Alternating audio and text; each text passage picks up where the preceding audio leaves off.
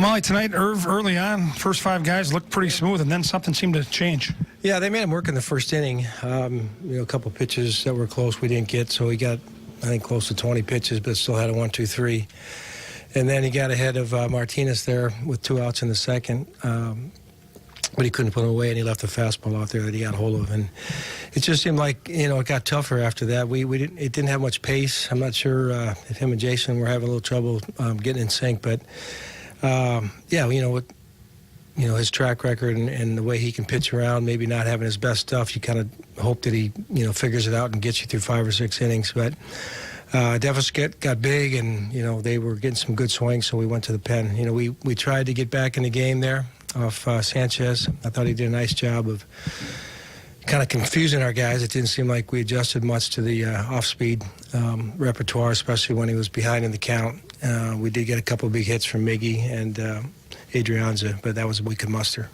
You mentioned the chemistry between the catcher and the pitcher, and it did look like they were out of sync. How much does that matter within a game? Well, those guys have been working really well most of the year, but every once in a while, either what Jason's, feeling he's got or what Irvin wants to throw, they were just, for me, it looks like they were trying to figure out the best way to proceed to get outs, as many as they could.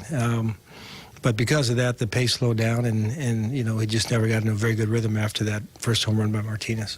How nice is it to see Santana starting to really click at the plate? Because when he first got back from the All-Star game, that's always a challenge. Well, the Houston series, I'm sure that a lot of emotion was left in Miami, but he keeps grinding. I always say that he's got a really good idea of how to use his skill set. You watch him practice and do the things that he does, and to go the other way the first at bat, and then get the line drive to left center in an RBI situation and keeping his swing short. Those are all good signs for him.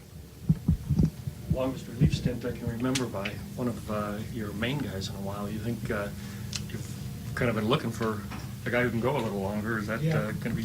It's kind of, I was glad that Matty was able to do that for us. So we extended him a little bit. I don't know if he had that many pitches this year, but he was rested and you try to map out the game going forward. I was hoping to get close to 2 1/3 or 2 2/3, and it worked out for him. But we're using different people in those roles early in the game, depending kind of who's freshest, and we're still limited on anybody that can give us any real length. But he did a nice job of extending the game to the middle innings.